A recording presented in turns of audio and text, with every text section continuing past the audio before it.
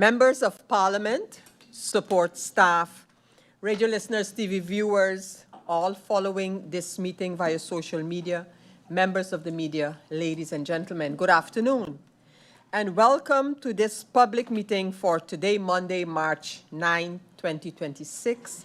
This is public meeting number 13. At this time, I want to give a special word of welcome to the Honorable Minister of Education, Culture, Youth and Sport, Ms. Melissa Gums, and her support staff here present today. We have established a quorum of 11 members. I invite you to stand for a moment of silence.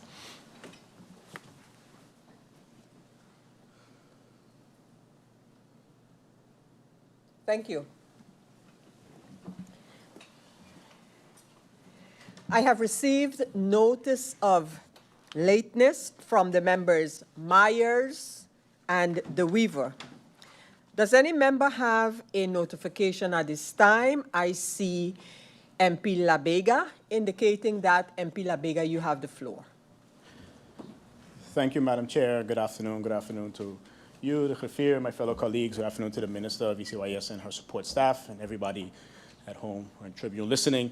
Madam Chair, I'd like to congratulate the St. Martin Automotive Federation. They had a very successful event this Sunday, Drag, Test, and Tune. I attended. They had great participation from both Dutch, French side, motorcycles, cars. So I want to encourage them to keep pushing and keep promoting their sports. I would like to also thank all government entities that played a role in making this possible for them, and I look forward to them having lots more successful events to come. Thank you. Thank you, MP Labega. I now give the floor to MP Doran. MP Doran, you have the floor. Good afternoon to you, Madam Chair. Thank you. My honorable colleagues, honorable minister, her support staff, and a special good afternoon to the people of St. Martin that are tuned in. I would like to start by wishing the women, the strong women of St. Martin, a happy International Women's Day, although it was yesterday. Women are the pillar of our society. Women bring life, and I want to send my appreciation to that. Particularly, I would like to also wish my mother in particular a happy National Women's Day, and every other woman that played a pivotal role in my upbringing and me being here today in this esteemed position to represent the people. Madam Chair, I would also like to congratulate Ms. Zinara Hodge for winning Miss Dutch Caribbean, the first in that category in the Netherlands, representing St. Martin, waving the St. Martin flag. I believe that this is another great milestone for our country, and now that we have exactly the Minister of Culture in here, I hope that maybe they could reach out to see how government can contribute to all the other events that they would have to participate in, as she is also, as I mentioned, representing St. Martin. With that being said, I would like to thank you for the opportunity, and I look forward to a fruitful discourse. Thank you, MP Doran. The next MP for notifications is MP Roseberg. MP Roseberg, you have the floor. Thank you, Chair Lady. Just seeing what the previous speaker said, I don't want to repeat myself, but seeing that I'm one of the 4 women in Parliament, it would be something that I cannot miss to say, and it's the first public meeting. So happy International Women's Day to all the women on St. Martin and also the youth on St. Martin, females, future leaders, seeing that what Parliament brought forward in our series of videos. We would like to encourage all the young women that inspire to be in politics, that they will look at the current stage and make sure that they will also follow that path and don't hesitate to do so. And especially seeing that also on that day and seeing that a female being the one young, winning such a talented competition that will inspire other young ones doing so as well. So I just would like to add to that. And yes, we are here and we are here to stay. Thank you. Thank you, MP Roseberg. I continue and I give the floor to MP Veronica Jansen-Webster. MP Jansen. Thank you, Madam Chair, and good afternoon to my colleagues. Good afternoon to the Minister, and welcome, and to her support staff.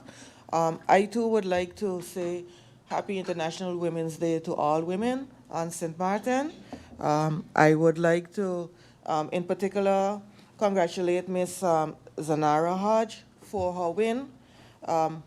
representing St. Martin as Miss Dutch Caribbean, and then also for the St. Martin National Athletic Foundation, I would like to congratulate them on the placing of Michael van der Veer in the Carifta qualifications, but also on the performance of, for instance, Carlos Bryson, who has been doing exceptional for St. Martin, representing us, and also any other athletes who are out there now with the St. Martin National Athletic Foundation. So I think that we have great sports people out there. We just don't hear about them all the time.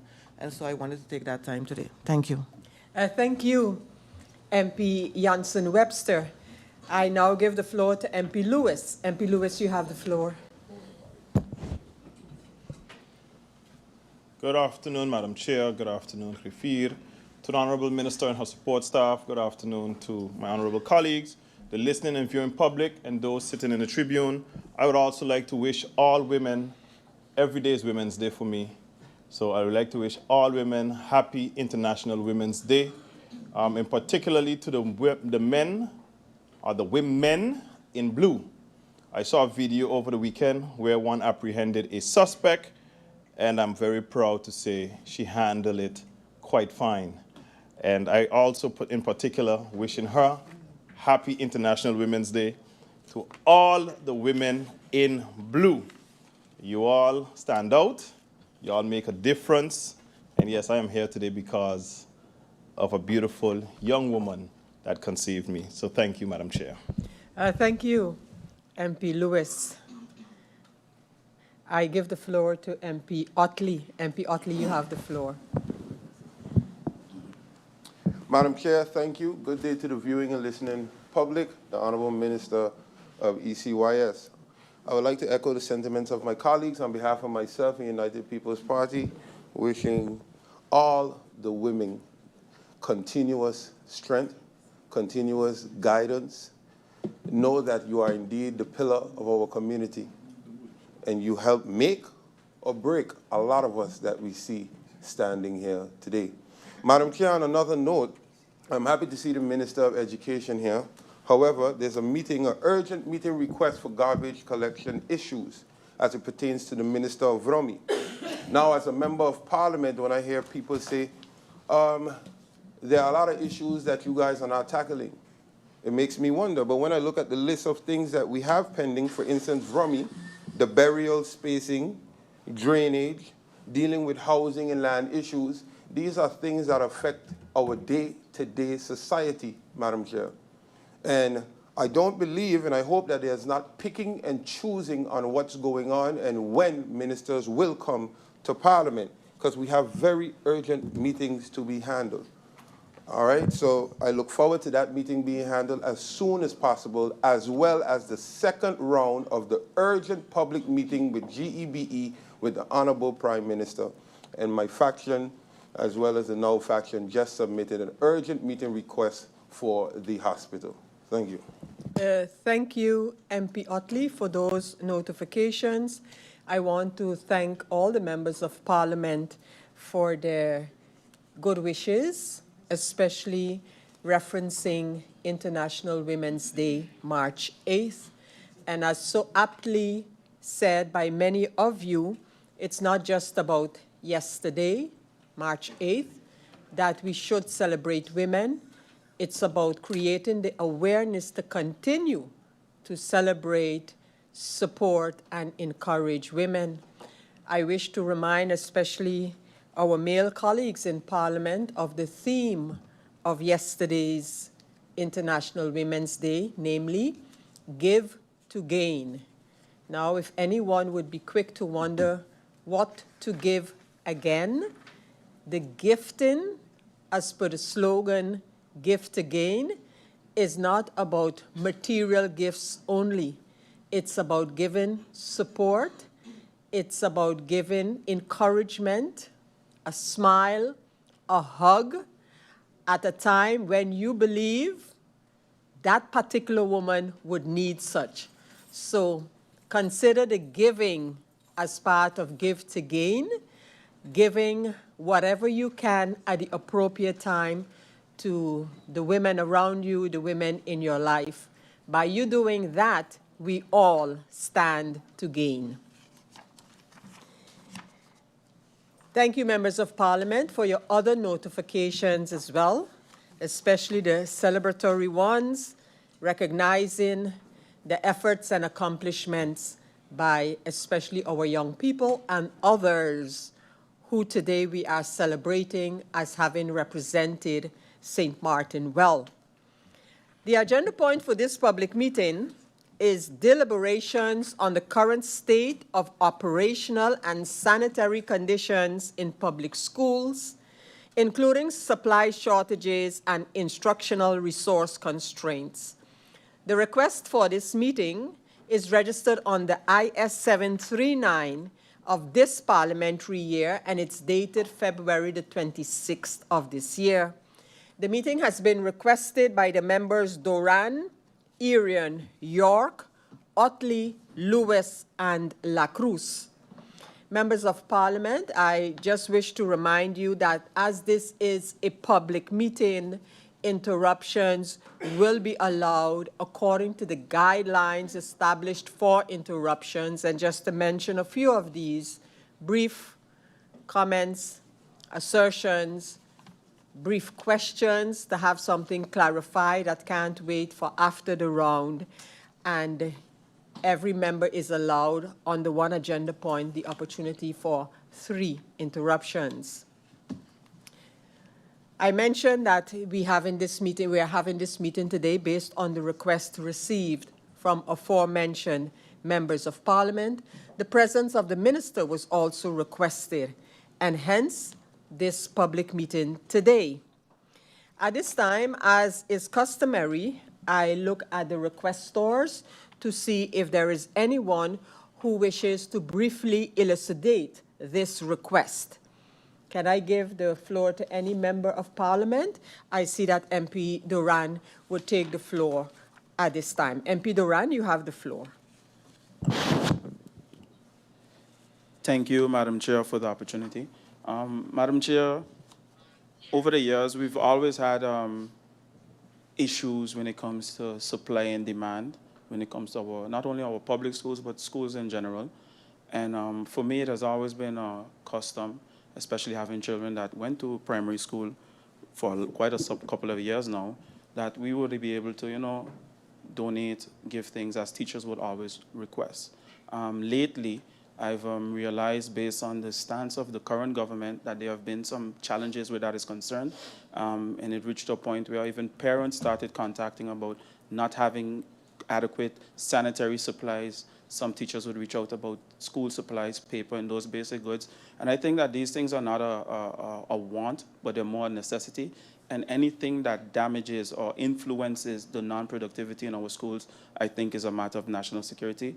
Hence the reason I discussed with my colleagues, and 6 of us in total decided to request this urgent public meeting. And I would also like to thank the chair in this case for actually handling it as such, an urgent public meeting, because I think that it's a matter that affects everyone, because indeed all of us in here sit and we speak about the children being the future, which they actually are. So I'm glad that we're having this discourse.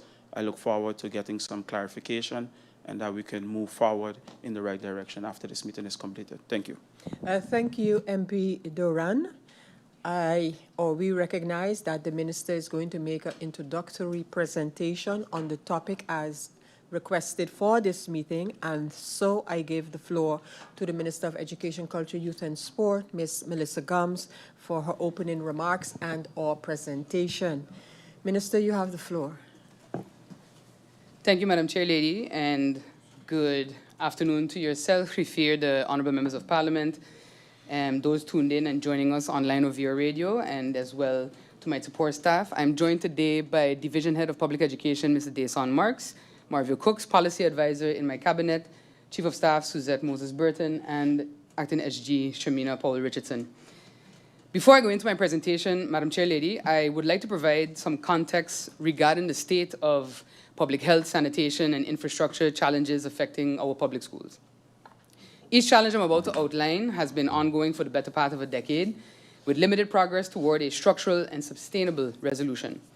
I stress the word structural because the tendency in St. Martin, unfortunately, has too often been to put Band-Aids over bullet wounds and hope the adhesive holds long enough to get us through another year. Inevitably, we then find ourselves confronting the very same problems again, sometimes even worse than before. This is not said as an excuse, but rather to provide historical context for the general public and for this honorable House. The challenges that we're discussing today did not arise overnight, and while I understand the desire for quick fixes, urgency should not be confused with haste. I am not a make haste minister because, as most grandparents of my time say, haste makes waste. My responsibility is to ensure that the solutions we implement are structured, sustainable, and built to last. Urgency does not mean rolling out half-baked solutions. It calls for vision, structured planning, and cooperation among all stakeholders involved, including and especially school management teams. For that reason, one of the first steps taken by my ministry in 2025 was to begin gathering the necessary information to properly understand the scope of the challenges facing our public schools. In September 2025, we began a round of assessments examining the infrastructure and health conditions at a number of public and subsidized schools. This was done in collaboration with the United Nations Office for Project Services, UNOPS, which was asked by the ministry to assess the integrity of infrastructure at specific public schools. Several issues were raised, most notably poor electrical wiring, cracks in both older and newer concrete roofs, and other infrastructure concerns. Many of these issues had been brought to my attention by school managers during our meetings held earlier in 2025. In October and November 2025, at my request, the Inspectorate of Public Health assessed concerns regarding pigeon infestations at several public schools, a long-standing challenge not just at the schools, but that plagues many buildings on the island. Although several attempts had previously been made to address this issue, including the installation of spikes, the inspection revealed that the type of spikes installed did not effectively deter the pigeons. In fact, during my own school visits early last year, it was observed that the pigeons had begun nesting between the spikes themselves. Following this inspection, several classrooms at Marie Genevieve de Weaver Primary School were closed by the VSI Inspectorate after it was discovered that pigeons had infiltrated the open ceilings in the classrooms. Rat droppings were also discovered during the inspection. However, no active rat infestation was confirmed during the investigation process. As a response, 2 classrooms were temporarily relocated to the location of division examinations, and the remaining affected classes were relocated elsewhere on the school campus. As of today, all previously closed classrooms have undergone deep cleaning, sanitation, extermination treatment, and the replacement of affected ceiling panels. New spikes were also installed, and during a meeting with school managers last week, they reported that the new installation has significantly reduced the nesting activity. A repeat of this process is expected to follow at all other public schools, with the most critical being addressed as priority. These examples, Madam Chair Lady, illustrate why addressing operational challenges such as school supply procurement cannot be separated from the broader structural issues affecting our school environments. And with that, I'll go into my presentation on how school supply procurement is handled within the Division of Public Education.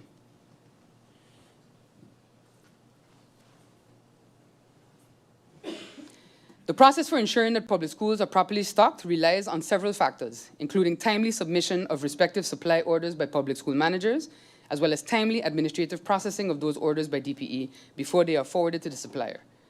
Unfortunately, what sometimes occurs is that orders are submitted after the established monthly deadline of the 15th, and in some cases, orders are submitted only once supplies are already depleted or nearly depleted. This naturally creates pressure on the system and limits the ability of DPE to process orders in a predictable and efficient manner. Once orders are received, DPE reviews and processes the request before sending them to the Department of Finance. Treasury then transfers the payments to the supplier. In the past, however, there have been significant challenges once the process reaches this stage. For example, government payments are processed using an exchange rate of 1.80, while the supplier utilizes 1.82. Treasury has indicated that this discrepancy has at times complicated the execution of payments to this supplier. Additionally, upon taking office, my ministry encountered a significant number of unpaid invoices related to supply orders placed prior to my tenure, some dating as far back as 2017. Taking into account existing budgetary constraints and broader government cash flow challenges, the ministry continues to work diligently with the relevant departments to ensure that schools continue receiving the supplies required to operate effectively. While challenges have arisen, the ministry remains committed to improving the predictability, transparency, and efficiency of this system moving forward. This situation also affects the ordering and purchase of classroom supplies sourced through a separate supplier, which means that delays or complications within the payment chain can have ripple effects across multiple procurement streams. Over the last 2 weeks, however, suppliers have been delivered to public schools, and we continue to work to address remaining outstanding payments to the supplier with our colleagues in the Ministry of Finance.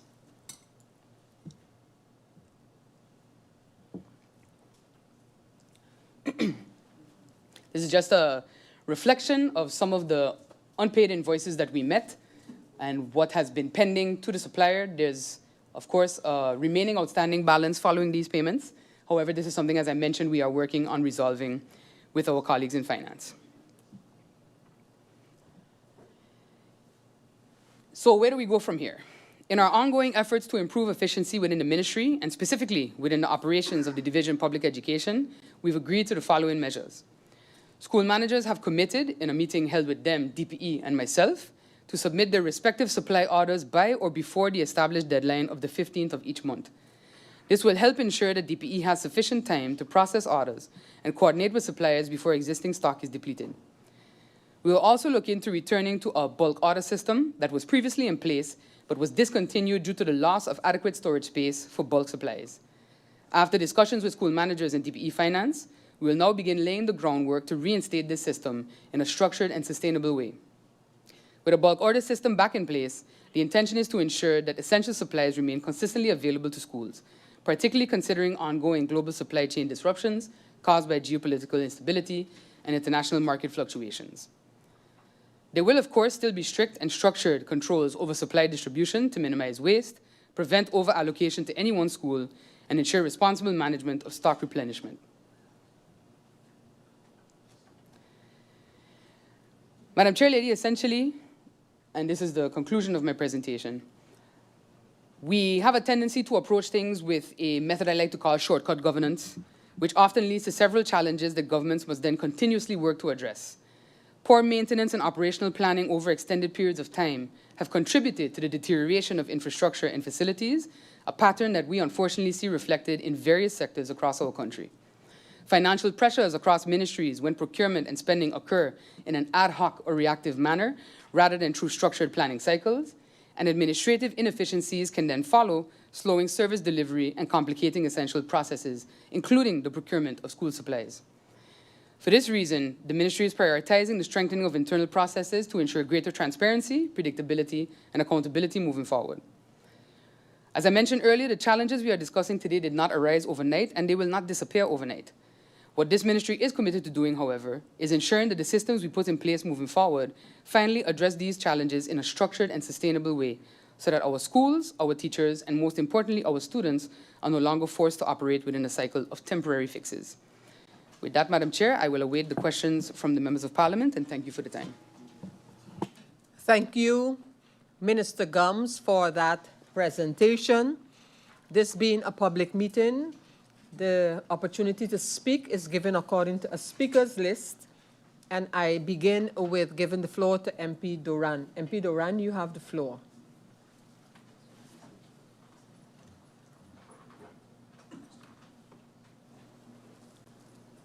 Thank you, Madam Chair.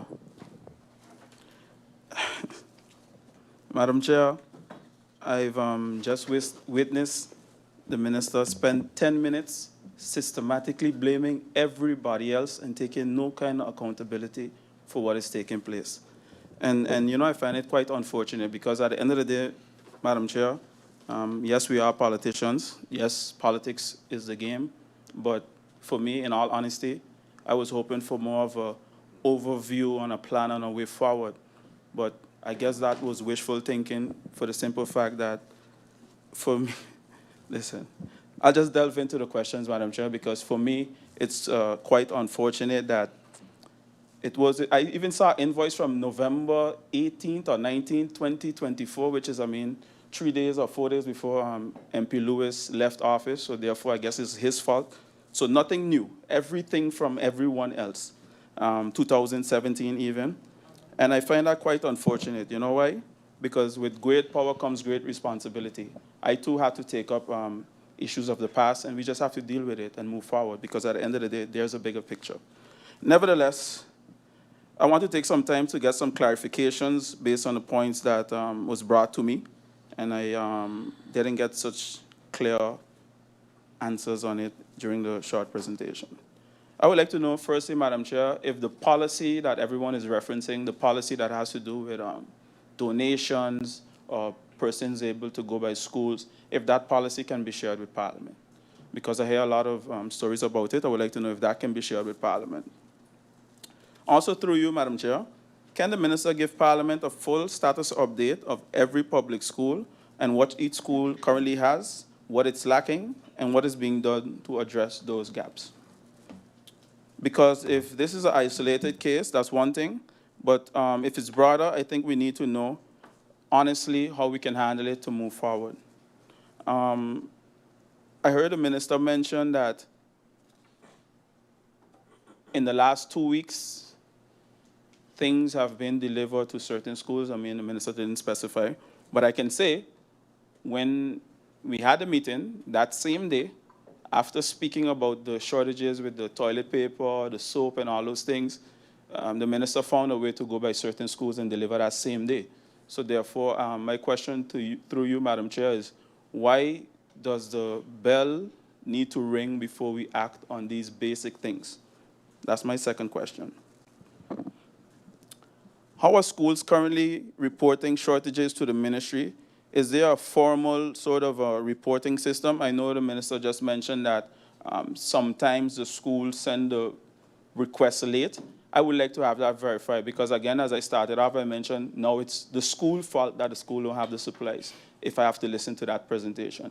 Is that really so? And maybe can 2 examples be given to substantiate that claim, whether it's emails or whether it's be shared through the confidential route? Because then a lot of things would be clear if that is indeed the case. When a school runs out of something as basic as, for instance, toilet paper or disinfectant, what is the response time from the ministry? Are there minimum stock level requirements per school? And if so, are they being monitored adequately? Because sanitation, Madam Chair, to me, it's not optional. Especially in a post-pandemic world, we cannot afford to be casual about hygiene standards. Madam Chair, through you, I would like to know, are there any active supply contracts in place right now for the sanitation and the cleaning materials? Have any of those contracts expired or lapsed? Are there any outstanding invoices to suppliers that could be affecting deliveries? Has inflation affected the purchasing power of the allocated school budgets? And if so, will they be adjusted to match the current reality? Because if costs went up, but allocations stayed the same, then we're setting schools up for a shortfall. Through you, Madam Chair, I would like to talk about the instruction in terms of the class and the lessons the teachers have to give. What is the current status of the printers and copy machines across the public schools? How many are currently non-functional? Is there active maintenance contract in place, or are the schools left to manage these repairs individually? Because if there's no ink, no paper, or broken machines, teachers cannot print the lesson material, which is also a complaint that I've been receiving. That affects daily instruction. It affects the testing, and it affects preparation. And Madam Chair, as I mentioned, this is nothing new, because we've always had issues when it comes to shortages in the past. However, there was not such a clear-cut instruction from those in charge that nobody is allowed to assist. Madam Chair, the way the government is behaving right now, there's even parents that have to hustle and hide to supply products to schools as if they're doing something illegal. And I think that that is what triggered this meeting, and I would like to get some clarity on that with respect to the so-called policy. I would like to know through you, Madam Chair, from the Minister, Minister, don't you trust your school managers enough in order for them to use their discretion as to who is allowed to come into schools, who's allowed to give certain donations and different things, school supplies, water in certain instances, and sanitary items? Don't you trust your department heads to be able to use their discretionary action in order to acquire those things once they are, being donated?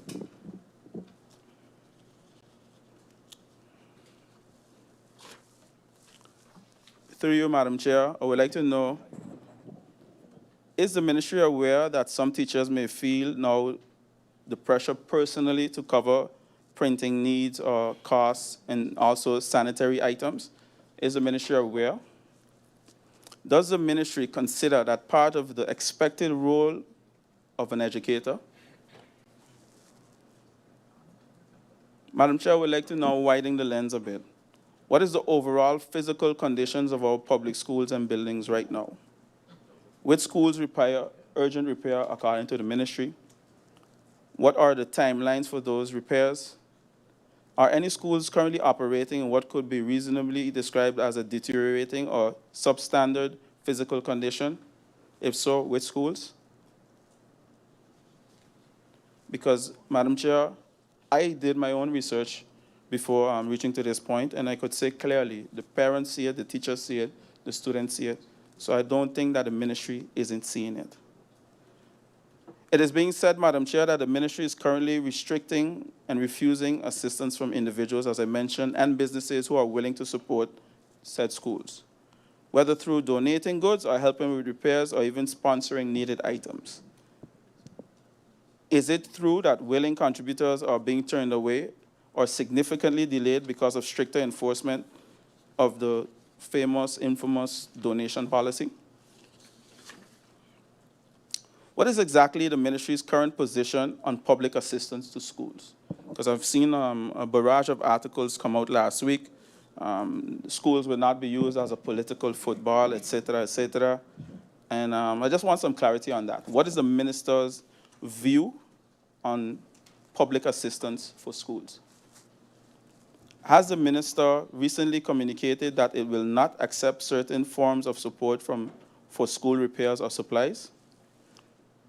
Let me be clear, Madam Chair. Accountability matters, transparency also matters, and we all can agree on that, on both sides of the aisle. But if the schools are lacking soap, sanitizer, toilet paper, garbage bags, disinfectants, mops, broom, ink, and at the same time the community is being told to step back, then we need to understand the reasoning of the minister.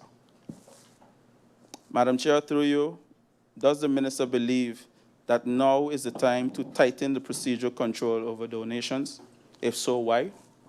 Would the minister consider allowing structured, transparent public-private cooperation to address urgent needs, especially repairs to essential supplies?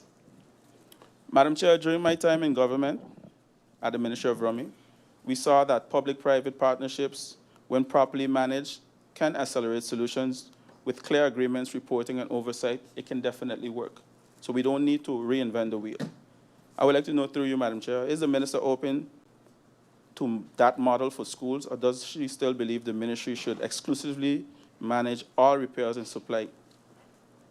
If the ministry prefers to handle everything internally, Madam Chair, does it currently have the financial and operational capacity to do so without delays? Because if you ask me, the real question is, if the ministry is fully capable of handling things, then we should see the timelines. What is the 30-day plan? What is the 60-day plan? When can parents expect to know that the sanitation and supplies across all the schools are handled and there's no need to worry about unhygienic situations or unhygienic behaviors in the schools? When can teachers expect that the printers and copy machines are fully functional? When can the public expect that the urgent repairs and the issues regarding such will be addressed? And let me ask this. Has the ministry conducted a recent audit of the operational readiness across all public schools? If not, is the minister willing to conduct that one and share the findings with Parliament? Because, Madam Chair, this conversation is bigger than one shipment of supplies. It's about system stability. When children walk into the school, Madam Chair, the environment should be predictable, clean bathrooms, functioning classrooms, basic supplies in place. That should not depend on whether the teacher spends their own money or whether a parent quietly donates these items. Through you, Madam Chair, does the minister agree that the burden should not fall informally on teachers and parents to stabilize the operations? And if community members are willing to step up with transparency, with documentation, and proper oversight, Is the minister willing to create a reasonable flexibility to allow that support? We are not asking to bypass rules, Madam Chair. We are asking whether the system can be practical and responsive during strain. Because at the end of the day, it's not about politics. It's about children walking into clean restrooms. It's about teachers being able to print worksheets. It's about school functioning without quite a crisis management behind the scenes. So we need clarity, Madam Chair. We need timelines, and we need to know whether the ministry is willing to adapt the necessary procedures in order to allow such. That's all the public is looking for, Madam Chair, by extension, everyone who requested this meeting. Madam Chair, I've noticed a trend, and I hope that maybe it can be adjusted, or I hope that coming out of this meeting, we can have some answers. We had the meeting on the A.M.R report, where it was clear that, we have some challenges, some great challenges we need to work on as a country. And as you eloquently mentioned, Madam Chair, we had to get solutions out of that meeting, which we had none. The minister had no advice, had no way forward in that meeting. And I even heard of a meeting where the minister had with the public schools and basically laid out all the problems and asked them, how do we plan to tackle this? Madam Chair, I'm saying all that to say that I don't see a clear vision, a clear plan, a stopper plan, a plan of approach from the minister. And that is all I would like to see coming out here, with clear timelines in order for us to do what we need to do to preserve our future. Madam Chair, as I mentioned, right, with great power comes great responsibility. What I get from the minister is, this is my authority, this is my authority, this is my grounds. Well, Minister, through you, Madam Chair, handle your authority. The future of St. Martin actually depends on it. And with that being said, Madam Chair, I'll cease for now until I get some responses, and then I'll delve further in the second round. Thank you for the opportunity. Thank you, MP Doran, for your contribution to this discussion. I now give the floor to MP York. MP York, you have the floor. Thank you, Madam Chair. Good afternoon to yourself. Good afternoon to the Griffier, honorable colleagues, Minister and her support staff, and the viewing public. Madam Chair, while listening to the minister's presentation, the only conclusion I could have pulled out of that is basically the minister saying the reason why the schools don't have toilet paper and the necessities that they need is because they ordering it, placed the order late. I saw no introspection to how the ministry can better their processes to better accommodate the schools. Everything was pointed at what they don't do, according to the minister. So through you, Madam Chair, I do understand partly when the minister says haste makes waste, but simple necessities like what the schools need right now, this requires haste, because it's about the waste we're talking about. At the end of the day, Madam Chair, the minister speaks on a vision and structural planning. Madam Chair, I saw no vision in that presentation, and I saw a process, but I didn't see a plan, right? And if the minister, according to the minister, through you, Madam Chair, the minister has been planning or creating a plan since 2025 and having all these meetings in 2025. But if those meetings was even efficient, Madam Chair, minister wouldn't have needed to wait until this meeting is called to finally sit with the school managers to ask them what they need as it pertains to this topic. Because that meeting only happened last week. So if all of these structured planning and all these fancy words has been happening the whole time, why did the minister wait or have to wait through you, Madam Chair, until last week to finally sit down with the school managers to ask them, what do you need? I think what is happening in reality and what is being told in Parliament in this presentation does not add up. So, Madam Chair, before this meeting was even called, I sent the minister a couple questions related to this matter, amongst others, and seeing that these letters sent to ministers are public knowledge, I'll just share the same questions here and I'll pose them during this meeting as well. So through you, Madam Chair, I would like to ask the minister the following questions. Has the ministry conducted or commissioned a comprehensive technical and safety evaluation of the Ruby La Vega School, the M. Genevieve de Weaver School, and the Irion School? And if so, on what dates were these assessments carried out? What were the main findings of these evaluations per school, particularly with respect to issues that directly affect safety, health, and the learning environment? What deficiencies were identified per school in relation to the plumbing systems, including leaks, sewage problems, water pressure, sanitation facilities, and overall compliance with health standards? What is the assessed condition of the roofs at each of these schools, including any findings related to leaks, structural integrity, hurricane resilience, and remaining lifespan?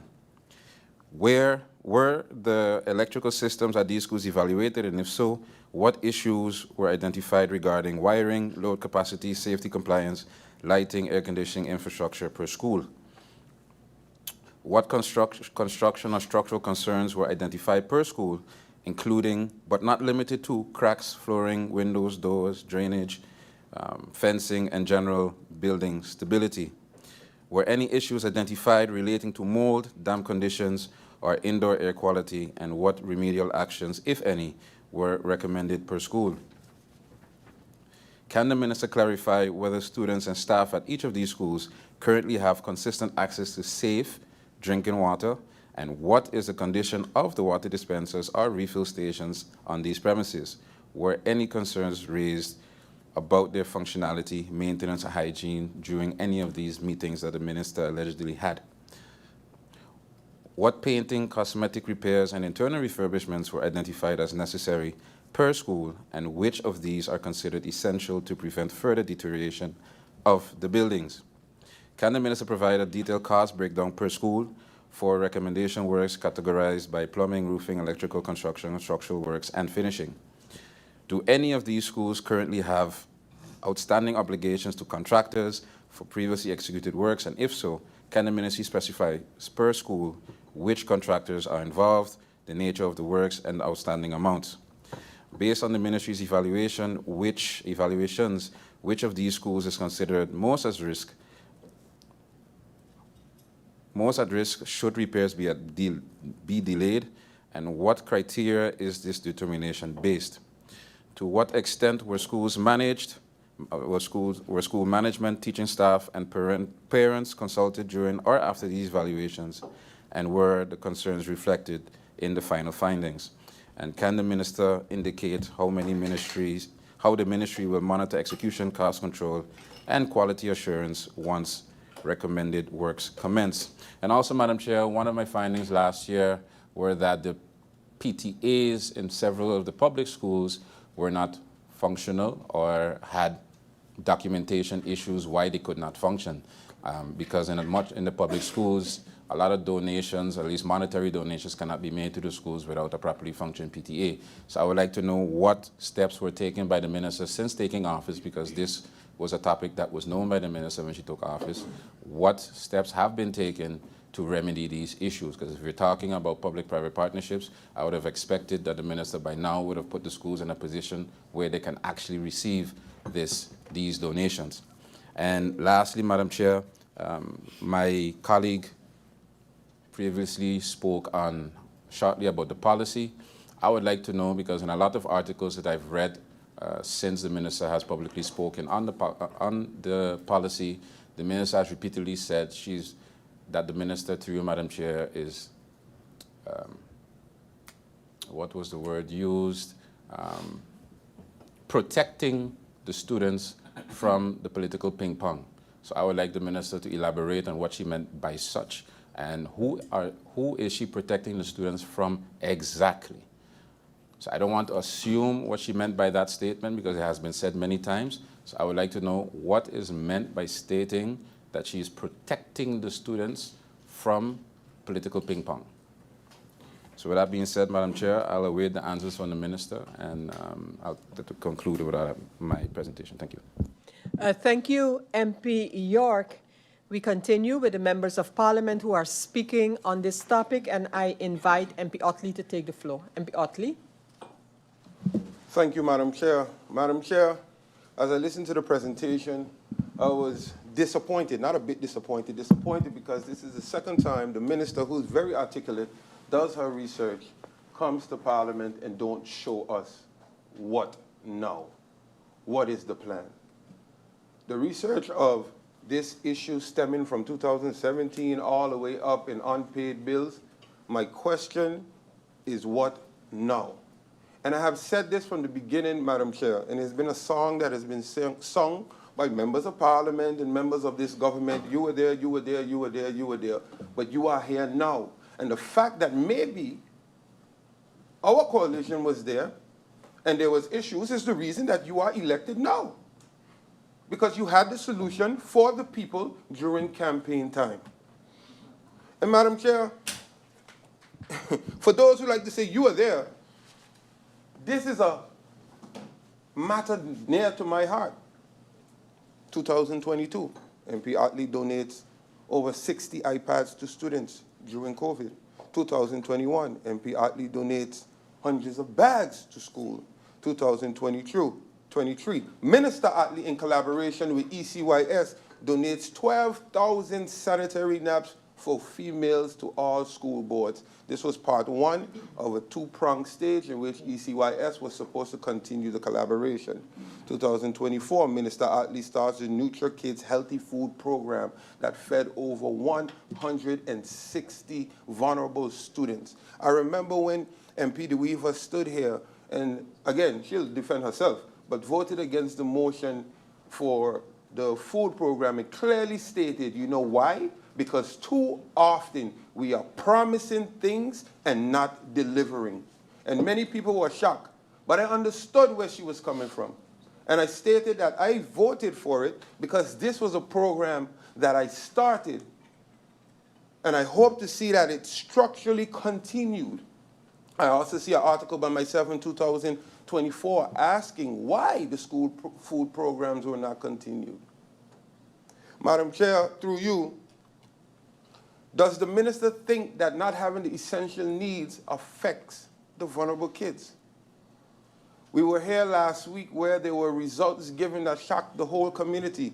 Does the minister think that not having the necessity that is needed affects the way that the kids operate and affects the success of the kids?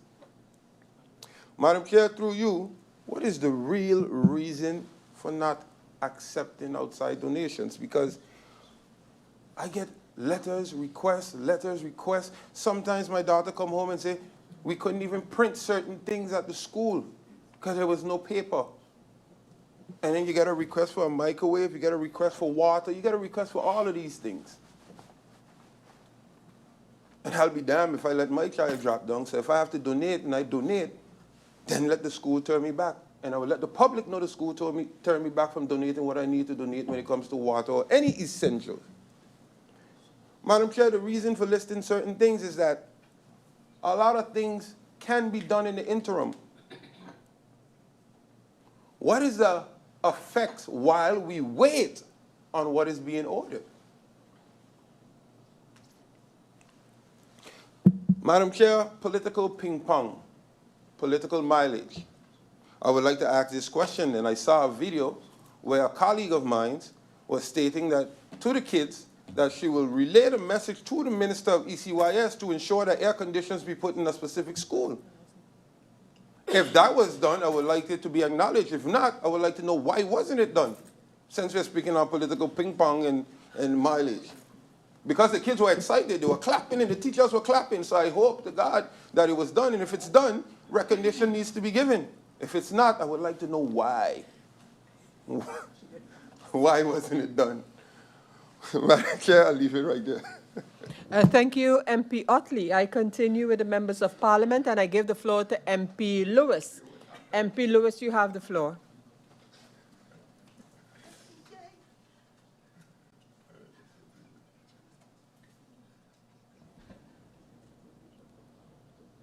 Good afternoon again, Madam Chair. Through you, Madam Chair, I'll go right into it. Some may sound repetitive, but these are my questions. What immediate measures is the ministry taking to address the current shortage of sanitary supplies in the public schools? How does the ministry ensure that sanitary supplies are distributed fairly and consistently among all public schools and staff? Each year, teachers and school administration submit lists of urgent needed materials. Can the minister confirm whether these requests are formally reviewed and incorporated into the ministry's procurement process? Numerous complaints have been received regarding the absence of hand wash dispensers in school bathrooms. Can the minister confirm whether all public schools are equipped with functional hand washing facilities? And if not, why this basic requirement has not been met? Are any public schools currently operating under conditions that may pose health or safety risks to students and staff? If so, which schools are affected and what corrective actions are being taken? What steps, Minister, through you, Madam Chair, is the ministry taking to resolve ongoing shortages of essential classroom supplies and instructional materials required by the teachers and students? Has the ministry conducted a recent inventory or assessment of instructional resources and sanitary supplies across all public schools? If so, what were the main findings? Can the minister provide a clear timeline for when schools currently experiencing shortages will receive the necessary supplies and resources? What budget, Minister, through you, Madam Chair, allocations have been made in the current fiscal year specifically to address sanitation, maintenance, and supply deficiencies within the public school system? What long-term strategy does the ministry have in place to ensure that public schools remain safe, sanitary, and properly equipped learning environments for the students and teachers? Madam Chair, I also would like to deviate a bit also with regards to, it is of my understanding that we keep hiring people from the outside to come in to work in our public school system. If this is not so, I will stand corrected. Why aren't we taking note of the students that we have sent abroad in order to fill those applications here? What is being done, through you, Madam Chair, for the students as well, to attract them to come back home and work and serve St. Martin? Thank you, Madam Chair. Thank you, MP Lewis. I continue and I give the floor to MP Roseberg. MP Roseberg, you have the floor. Thank you, Chair Lady. Blessed afternoon to the Minister of Education, Culture, Youth and Sport and the support staff, my honorable colleagues. My colleagues asked a lot of questions which I had as well, but what I would like to know through you, Madam Chair, I understand this has been an issue for a long time. I understand that there's a process, and I understand the presentation that has been given in regards to the way forward. But what I do not understand is often during election time, we speak about what we will do, we will assist, etc., and what we often hear afterwards, nobody can be found. Now, in this situation, I believe that everyone, if you have a child in a school, or if you have a niece or nephew, or if you just love children and you would like to assist, everyone would like to see this system better. Growing up in the Netherlands, being born in the Netherlands, I never faced a situation like this. So now, when I'm seeing that basic needs are not there, I'm like, okay, I can sit still and do not assist where I can assist, or complain that it's an issue. But we all know that it's an issue. And if we as members of parliament, or if people in the community would like to contribute by helping a hand until it's structurally arranged, I personally do not see an issue with it. I understand that you need to protect what is coming into your schools, because that's your responsibility, but protecting and not accepting while the protection has taken place, I would like to get some clarity on that. So therefore, my statement/question that is coming right now is, what do you, through you, Madam Chair, expect from the members of parliament that are willing and able to assist? What can they do? Because we are at the end here for the people, elected by the people, and we have a responsibility for all the people. And I do not agree with when you're not in the position, but you can assist, that you should just sit still. And currently, I have a feeling, and that's just my feeling and my personal feeling, that we should now sit still and just see what happens, and that doesn't go with my nature. And everybody knows that I have been one of the MPs that went into the schools with the military and assisted where assistance was requested. And that program, the kids are looking forward to getting that program going. And one thing, I'm a person of my word, so however you turn or twist it, you know, the program with the youth will take place, but I would like it to be in collaboration with all stakeholders on board. Other than that, as well, I heard other speaker before me mention when we went to the schools in regards to reading. It was, I think, for one of the weeks. I can't remember when it was. Yeah, Literacy Month, thank you. And, you know, the students were very vocal, and they were mentioning, like, you know, we would like to have air conditions in our school. Who can relay that message, and what's going to happen? Can we get air conditioning in our schools? And, you know, that's something that's very much needed, and the kids would like to know more clarity on that. So is that a program of the ministry that will take place in the near future in the plans that are being done through the planning of the ministry? So just clear cut, what does the ministry, through you, Madam Chair, expects of the members of parliament? And other than that, it was already mentioned by, I think, colleague MP Doran, the policy that's currently in place, what that policy entails, and what timeline is being given to that policy getting approval, so that you can also properly plan and don't give false expectations. And next to that, what I also would like to know is, it was mentioned in the past when the motion in regards to the breakfast program, which was supported by the majority, but indeed my colleague MP De Wever gave her remarks in regards to why she didn't support it at that moment.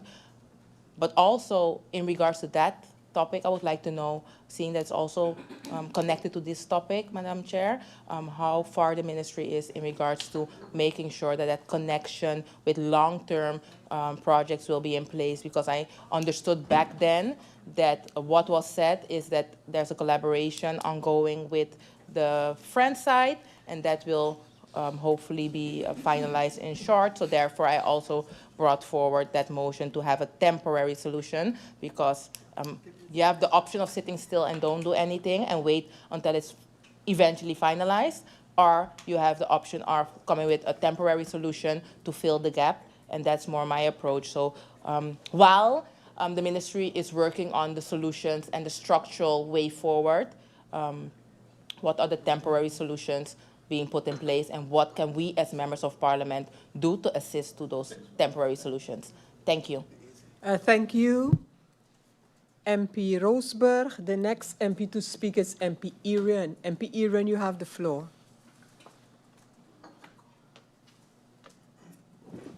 Good afternoon, Madam President, SG, colleagues, to the Honourable Minister and her support staff. Thank you, Minister, for the presentation and the presentation. Minister, you mentioned in your presentation that on the 15th, I believe the schools should be sending the emails regarding the supplies. My question is, who in the public schools, so who do we expect to be doing the controls? So I know in the subsidized schools, they have a person that deals with all of the toilets and checking everything, etc. So who in the public schools we expect to do that? Because that is then an additional burden on a teacher, on a manager to do that. So because they don't have the same staff as the subsidized schools.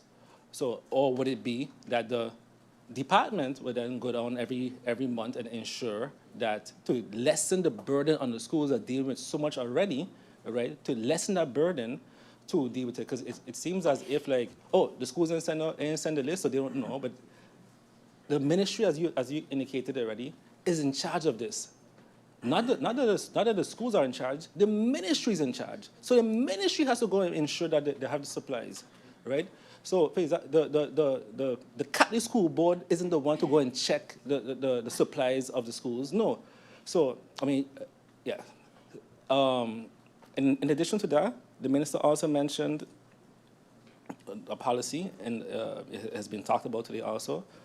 I haven't been able to see this policy published anywhere. I was checking the Lance Gazette. It maybe is published, but the policy regarding the approval or notice from the ministry before an individual or donation is allowed to happen or a person is allowed to speak at a school, where is this policy? Is this a draft policy? Is it an internal protocol? Or is it actually a policy that has been published for all of us to see and apply? Because I wanted to follow the policy, but I haven't seen it published anywhere. So can we get an update on where this policy is published? And then when I went to a couple of schools that invited me, so I didn't ask to go to the schools asked me to go there. So doesn't the ministry believe that the schools and the managers are doing their due diligence on, hey, this person is why we want to be there, and there's no risk to the students? I mean, I think the students will be safe. Maybe when the military was there, but I mean, because they probably have weapons, but outside of the military, right? Don't we think that the schools would have done their due diligence since they're the one requesting the entity to come to the school? In addition to that, I've heard and seen that schools would send or try to follow this policy, but then they wouldn't get a reply. And then the cabinet says, okay, no, email us directly. So then, is it then that the cabinet is micromanaging the public schools? Because the department's supposed to be handling this, all right? So why would I have to go to the cabinet for approval? And now, is it an approval or is it a notice? Because initially the schools are told they need approval, but then in some responses the schools get in, it's a notice. So which one is it, approval or notice? Because if it's approval, then the reply from the cabinet or the department has to be, I see the request and we thereby approve this. Or not that, oh, we have been notified. So which one is it? And that's what I'm asking again for the exact policy. Also regarding the minister mentioned the procurement and the delays in procurement. What procurement policy are we using? Because I know one thing, when the minister sat on this side, the PFE faction were very, very, I would say, adamant that we need a procurement law and policy, all right? Mm-hmm. When I was minister, the now Minister of Justice was working on my procurement policy. It was there, the legislation. I understood it was put to the side and decided we're not going to follow through with that. So I guess we don't trust our own colleagues enough. So my question now is, where is this procurement law? Where is this procurement policy that it's been 2 years already? It was said it can be done in 6 weeks, it can be done in a month, 2 months, 3 months. So where is the law that could be done in 2 months or 3 months or 6 months or a year or 2 years? Because right now, with all the talk that we had, we're still using the same procurement law and policy that was there before. Exactly. Same thing. Even for the same garbage contract that was just recently done. And went bad, seemingly. I see in the invoices, in the image, I see some 2017, 2021, but the majority was in the time of my colleague here, MP Linda Lewis. So my question is, I see them there, but we're not in 2024 today. So why weren't they paid in 2025? I know we tried to put a spotlight on the former minister, but a whole year and a half has passed already. So why weren't they paid in 2025 or even in January 2026? And seeing those specific invoices, does that mean that there's no open standing invoices for 2025 or even 2026? Because that would mean that we just want to highlight again those of the former minister.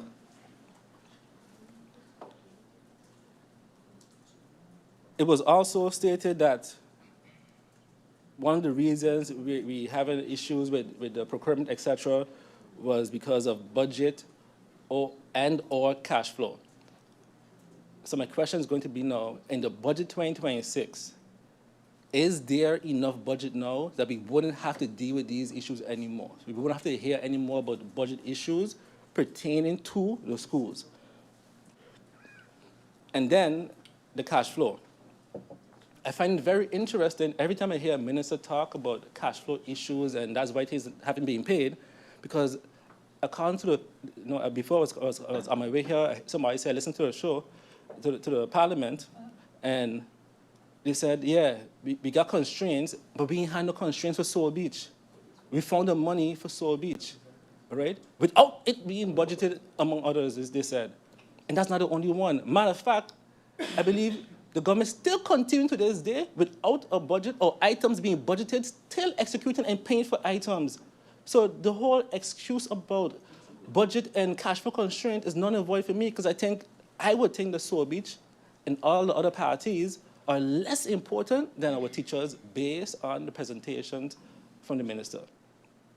So I would hope that the next couple of weeks, I wouldn't have to hear that the government has continued without paying out entities that are not even budgeted. Because then I'm going to say, no, Minister, I don't believe you. We don't have cash flow restraint. We don't have budget issues. We pick and choose when and who we want to pay. And obviously, the teachers and students are not that important. Thank you, Madam Chair. Thank you, MP Irion. We have up MP Peterson. MP Peterson, you have the floor. Thank you, Madam Chair, for the opportunity, but I'll hold my questions and remarks for the second round. Thank you. Thank you, MP Peterson. We have reached to the end of the speakers. Not yet. We nearly reached the end of the speakers, but we do have some other speakers.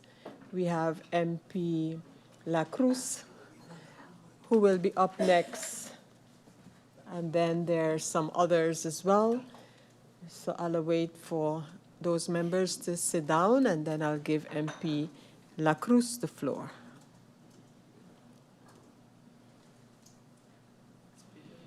So up to speak now, and who I invite to take the floor is MP Lacroes. MP Lacroes, you have the floor. A blessed afternoon, Madam Chair, Lady Griffier, Honorable Minister of ECYS, her support staff, my fellow colleagues in Parliament, all those watching and listening through social media. Madam Chair, Lady, I am happy that the Minister decided to bring her department head here, because I think sometimes it is extremely important that the civil servants understand what happens here in Parliament when things are not followed through properly. Now, I'm not saying that the department head did or did not do well or whatever it is, but it is, the accountability, the responsibility behind the job, for me, is always important. So I'm happy to see the honorable gentleman here, and I'd like to see the answers from the questions requested by the minister, and then in the second round, I will see where we go with it. Thank you, Madam Chair, Lady. Thank you, MP Lacroes. I continue, and I give the floor to MP La Vega. MP La Vega, you have the floor. Thank you. Good afternoon once again, Madam Chair, and to all. Thank you to the Minister and her support staff for the presentation. Very good points were brought up on your end, as well as my fellow colleagues. I look forward to the Minister's responses to these questions in the second round, and I do believe that at the end of that, we will come to a consensus of moving forward with this issue. Thank you, Madam Chair. Thank you, MP La Vega. The next MP to speak is MP Kotai. MP Kotai, you have the floor.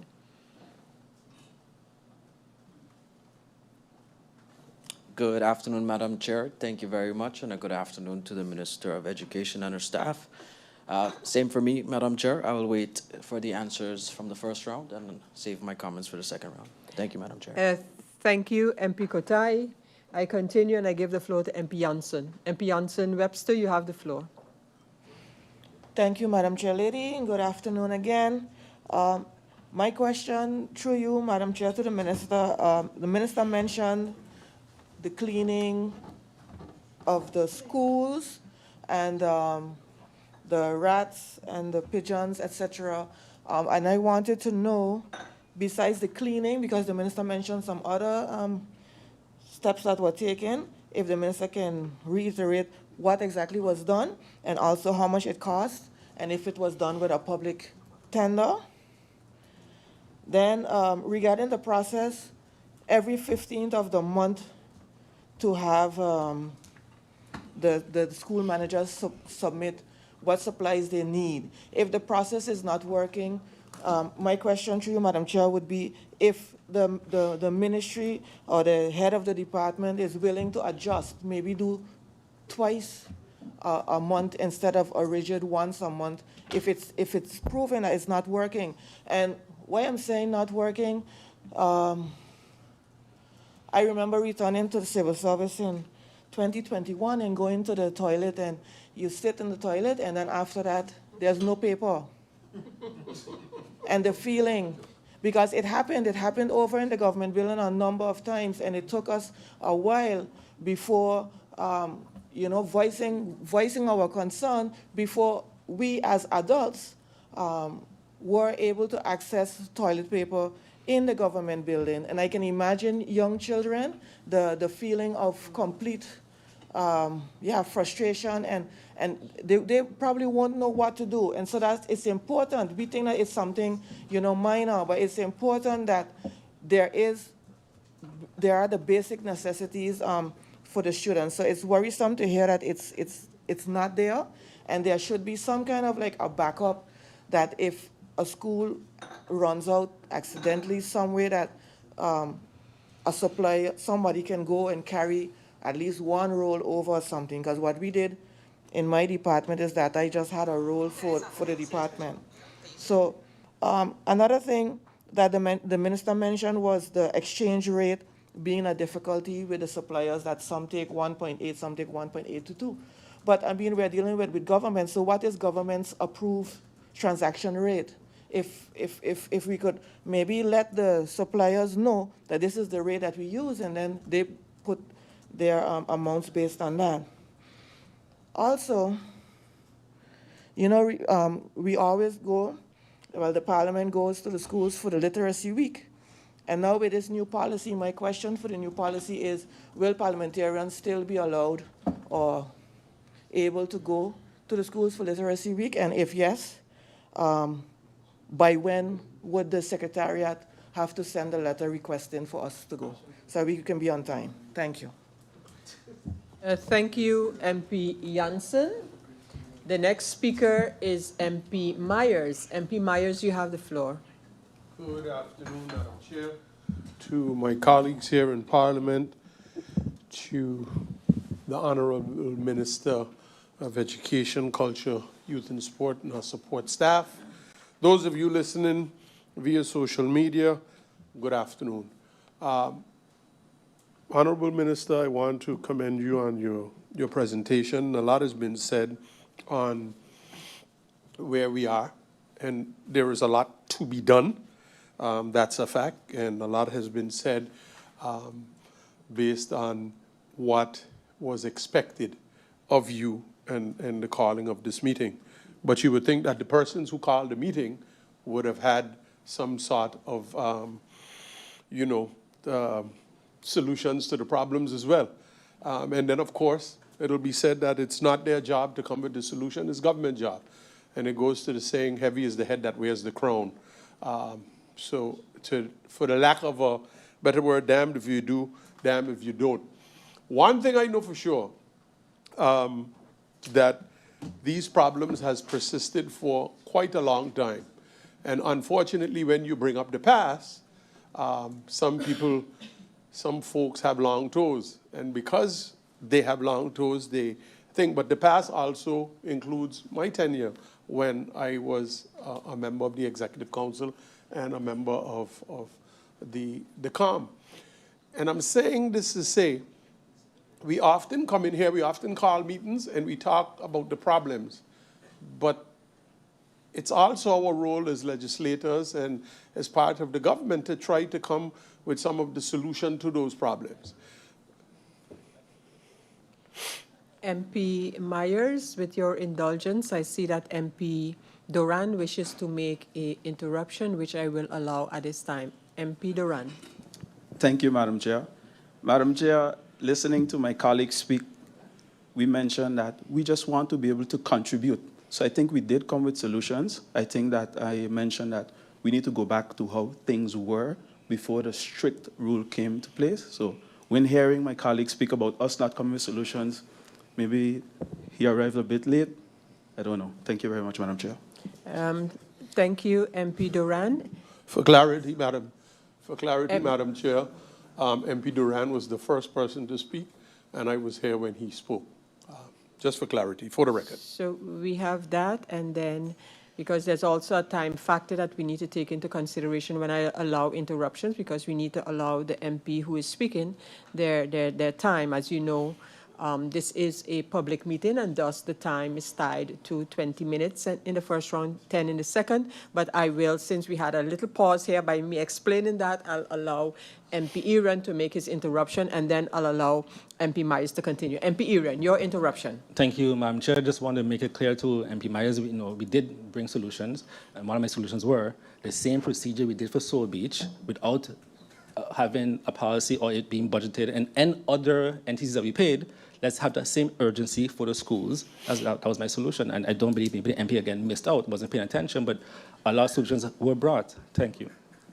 Thank you, MP Irion. MP Myers, you may continue. Madam Chair, thank you. The one thing which will take me off, and I'm going to save that for another meeting, but it'll take me off of my course, because the Soul Beach thing seems to be a thorn in the opposition. It seems to be something. The only thing that they've come up with in the last year, Soul Beach left, Soul Beach right, Soul Beach. But my suggestion to the minister is to, we have another member coming for an interruption. I'll hold tight. MP Myers, I would have actually allowed you to finish your train of thought and then allow the interruption, but since you gracefully permitted it, I'll allow MP York to. MP York, based on MP Myers' admission that you may. Interruption. MP York. I didn't even go to the Soul Beach. Thank you, Madam Chair. Madam Chair, I find it quite ironic and kind of weird, the comments from the good MP Myers about solutions, because the whole reason this meeting was called was because we would like to actually do the things we would like to do for the schools. I've been well documented, my colleagues have been well documented, my efforts, what I would like to do for the M. Genevieve has been well documented. And Madam Chair, how can it be we sit down here talking about the policy? The things that I want to do and going to do for M. Genevieve, the Weaver Primary School, when another school requests the same thing, one school gets a yes, the next school gets a no. So we're here trying to find out what is going on with this policy in order to get to the bottom of it, in order to do these solutions ourselves. So we're not asking anybody here for any help. We want to do it for the schools ourselves, and we want to understand why we are being prohibited from doing such. It's real simple. So again, maybe the good MP was not paying attention, he came in late, but this is the reason why we are here today. So I would like to help the MP with this additional information. I was giving you a signal that the interruptions are about being brief, making an assertion or a comment or a quick question, but we can't use that as an in-between round between rounds. So I now allow MP Myers to continue. MP Myers? Madam Chair, thank you so much. Thank you for the interruptions. Sometimes there's a little fight left in the old dog. And the young fellas just feel because I've come and I've tried to be diplomatic all the time, they figure, man, we could kick the mule. Let me make something clear. I believe that solutions to the problems that exist is the only way we're going to move forward, regardless to who brings those solutions to those problems. My suggestion to the minister, and I do not know what the minister, what her plans are, but my suggestion to the minister is if the present situation isn't working and how the procurement is being done, that it be revamped. That what should be done then is a procurement manager should be put in place who handles all of the distribution of all of the essentials to all of the public schools, where the public schools then come up with the list that they need for the year. Because MP Roseberg mentioned in the Netherlands, MP Roseberg Members, mentioned in it's the too Netherlands loud in the background. where she went to school that she was not faced with these kind of situations. But I went to public school here in St. Martin. I went to the Old Ponside School, and I went to Middleton Peters College.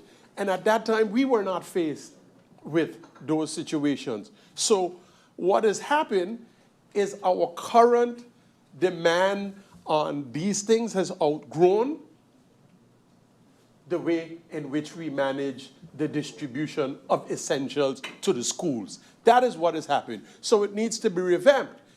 Maybe the minister is working on it. Maybe she's doing it. In my opinion, based on what the members of the opposition is saying, in my personal opinion, this is a meeting that this is something that they could have wrote to the minister. They could have wrote to the minister. They could have wrote and asked the minister these questions. But you know, they prefer to come in here and speak about these things as if, and the reason I say as if, Madam Chair, one of the things that never stops to amaze me is how short people's memories are. How short people's memories are. No, again, I'm holding back because there are certain things I believe that I'm going to put aside for our next meeting. The members, and my last thing before I close, Madam Chair, 2 members have got up here and spoke because I was late. I was late because I had an appointment at the cardiologist on the front side. I want the public of St. Martin to do that. My appointment was set for the 9th of March at 12:30 in the afternoon. I called the Griffier and I told him that I will be running late. Madam Chair, for every meeting, there are 4 members of parliament, 5 members of parliament that is here on time, all of the time. MP Johnston Webster, MP Franklin Myers, MP Chris Waver, and MP Dimala Bega that is here on time, all of the time, before every meeting. So I hope now that when the members of parliament are talking about time, and I make an issue of who shows up when a meeting is supposed to start at 10 o'clock, and they waltz in here at 12, and a meeting is supposed to start at 9 o'clock, and they waltz in here at 1, and I bring it up, I hope this is the little petty, foolish politics that we like to play that does not solve any solutions to what anyone does. We can only move forward as a country if these problems that exist, if we come in here and we discuss, okay, guys, how are we going to fix this? That is no longer a problem. That's how I'm accustomed of governing. Thank you, Madam Chair. Thank you, MP Myers. We have another MP to speak, and the MP up next is MP De Wever. MP De Wever, you have the floor. Good afternoon, Chair Lady, and to my colleagues and the Minister and her team here, and everyone listening in. Chair Lady, I felt really inclined to actually talk in this round because it seems that a lot of the MPs are still upset with me that I was the only one that voted for a motion that everyone else voted for that still hasn't come to light. Because when we actually build castles on clouds, when it comes to the way that we manage our finances in government, that's why we're in a situation where we look like we end up with a whole lot of mud on our face, because realistically speaking, the things that we think that we can do here in a motion doesn't work if the rest of the things, the simple things like the reason this meeting was called today, is not even done. But I also realize, Madam Chair Lady, that my colleagues are upset about a policy that the minister publicly announced. So I think perhaps that this meeting is more about the policy that MPs can't donate to schools, and that may be part of the solution as opposed to how we're going to fix all this stuff. So in my request, I would like the minister to perhaps give people a little bit more clarity on that policy, because the way, if I listen to my colleagues talking, it sounds like they're saying we have shortages of supplies of like our regular necessities in the schools, but a way for us to fix it is by allowing the public to continue to donate. If the public is going to continue to donate, then the schools will never have the opportunity to actually know what their requirements are. So where the accountability lies is that The schools, every year, just like MP Myers said, you have the same amount of students most of the year. So why would we planning month to month? So the whole, that this is just regular, normal planning that you do in any sort of business where you have to provide supplies. So I don't understand why it's done month to month. You know, you have 300 students in a school, you supply enough for that for the year. But then what we're forgetting is that as simple as it is to fix procurement or to fix the policy or to look how much you have, look how much things you need or what you're short on, we forget about the fact that government is a crappy money manager. Our priorities are in the wrong place. And maybe if we stop taking money from FESA to put in a 3-month plan in education and actually just focus on the basics, we can actually get somewhere. That's it. But I would love the minister to please explain her policy because it seems people are upset in here. Thank you very much, Madam Chair Lady. Thank you, MP De Weaver. Now we have come to the end of the members of parliament speaking. In the first round, I'm going to adjourn this meeting for just 3 minutes, and we will be back to decide on and look at a continuation. Meeting adjourned for 3 minutes.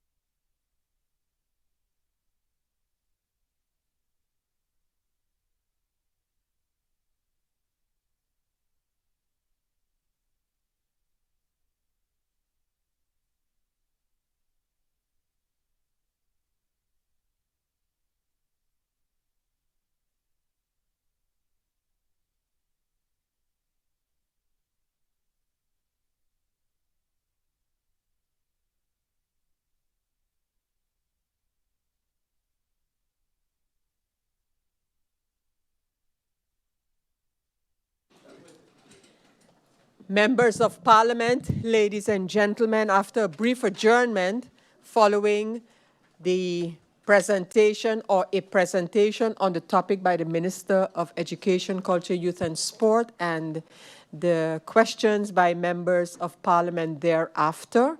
Now the Minister will firstly address one or two issues, and then we will talk about the continuation of this meeting. So right now I invite the Minister to take the floor and respond to one or two matters raised, I believe it is, and then we will, as I said, talk about the continuation of this meeting and when the Minister will be available to answer the questions of members of Parliament. Minister Melissa Gomes, you have the floor. Thank you, Madam Chair Lady, and thank you to the members of Parliament for the questions received in this first round of this urgent OVE. Madam Chair Lady, I just wanted to clarify one note that my Division Head of Public Education clarified for me. What we are discussing in terms of who can go into a school, who can send what or give what to a school it's an operational procedure that has been in place even before I became minister. If some ministers prefer to play fast and loose with their particular factions in Parliament, that's fine. But that is not how I try to operate. So we are now finally putting the policy and the procedure, in place. School managers have been adhering to it on and off over the last few years, and companies also adhere to it. As a matter of fact, we gave approval to Rotary to go in and assess the needs for water coolers in the public schools just last week, and they got to answer within a day. I would also like to clarify, while MP Myers was speaking, I heard send the questions in writing or so, and someone said she don't answer. I believe that was MP Doran. Just as a note, IS 715 and IS 716, which are the answers to both sets of questions, were sent the day before they were actually due. So I'm not sure if Dave or faction staff may have missed it, but they have been sent. Thank you. Thank you, MP. And in terms of returning, approximately 3 weeks, because I think I'll be joining some members of Parliament next week in Aruba for Aruba Day. Thank you. Thank you, Minister Melissa Gomes. Given your two statements, yes, we have confirmed the two letters that were with answers to members of Parliament. What is usually done is that when these answers are received, of course, they're booked in, etc., etc., etc., and then they're officially sent with cover letter to the respective members of Parliament. Our Secretary General and I have been discussing of ways to even speed up this process, because there's a lot of administrative handlings between one, sending out the letter with questions as well as when answers are received, but that is something to come.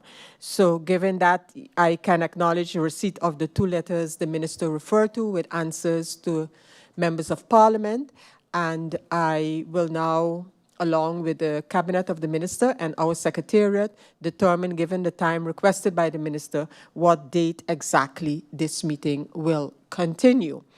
So, members of Parliament, I want to thank you for your participation, your questions, Minister, to you and your support staff, the presentation provided, which has been shared with members of Parliament, and I will here now adjourn this meeting, actually until further notice, but the time requested by the Minister has been indicated to be approximately 3 weeks. Meeting adjourned.